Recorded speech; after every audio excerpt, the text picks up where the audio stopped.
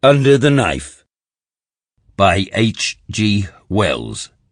Narrated by Rayner Borton. What if I die under it? The thought recurred again and again as I walked home from Haddon's. It was a purely personal question.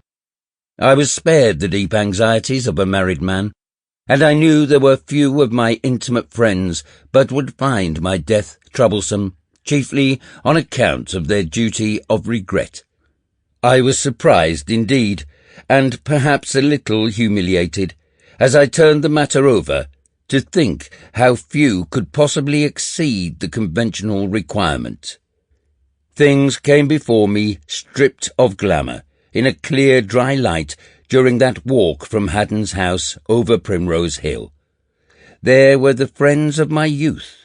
I perceive now that our affection was a tradition, which we foregathered rather laboriously to maintain. There were the rivals and helpers of my latter career.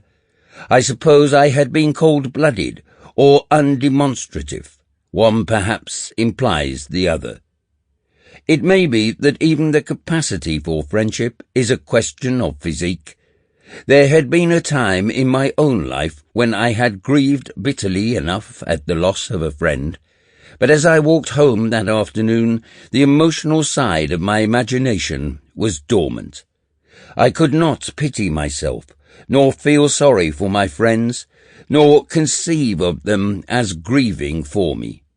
I was interested in this deadness of my emotional nature, no doubt a concomitant of my stagnating physiology, and my thoughts wandered off along the line it suggested.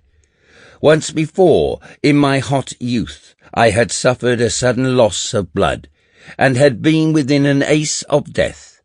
I remembered now that my affections as well as my passions had drained out of me, leaving scarce anything but a tranquil resignation, a dreg of self-pity.